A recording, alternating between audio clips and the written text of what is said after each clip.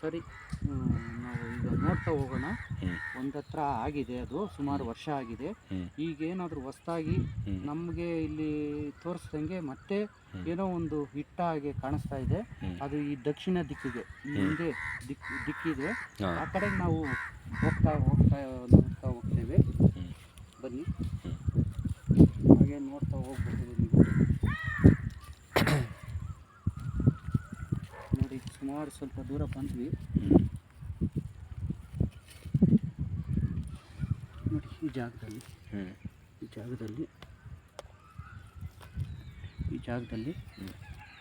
ಇದು ದಕ್ಷಿಣ ದಿಕ್ಕಿಗೆ ಅವರು ನಿಂತು ಹಾಕಿದ್ದಾರೆ. ಇದು ಇದೆ.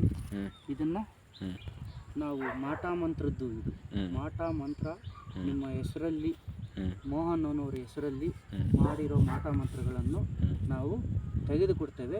ಆಗ ನಿಮಗೆ ಬೆಳೆ ಸಹ ಬರುತ್ತೆ, ಚೆನ್ನಾಗಿ ಫಸಲು ಬರುತ್ತೆ, ಹಣಕಾಸು ಸಮಸ್ಯೆಯಿಂದ ಸಹ ನೀವು ಹೊರಗಡೆ ಬರ್ತೀರ. ಆಮೇಲೆ ಅವ್ರು ಮತ್ತೆ ರಿಟರ್ನ್ ಮಾಡಲ್ಲ ಸ್ವಾಮಿ? ಇಲ್ಲ, ಆಗ ನಾವು ಅಷ್ಟ ದಿಗ್ಬಂಧನ ಅಂತೇಳಿ ಮಾಡಿಕೊಡ್ತೇವೆ. ಅಷ್ಟ ದಿಗ್ಬಂಧನ ಮಾಡಿದ್ರೆ ಯಾರೇ ಏನೇ ಇದು ಮಾಡಿದ್ರು ಸಹ ಅದು ಮುಂದಕ್ಕೆ ಏನು, ಯಾರು ಏನೇ ಕೆಟ್ಟದ್ದು ಮಾಡಿದ್ರು ಸಹ ಅದು ನಿಮಗೆ ಬರೋದಿಲ್ಲ, ಅವರಿಗೆ ವಾಪಸ್ಸಾಗಿ ಹೋಗುತ್ತೆ.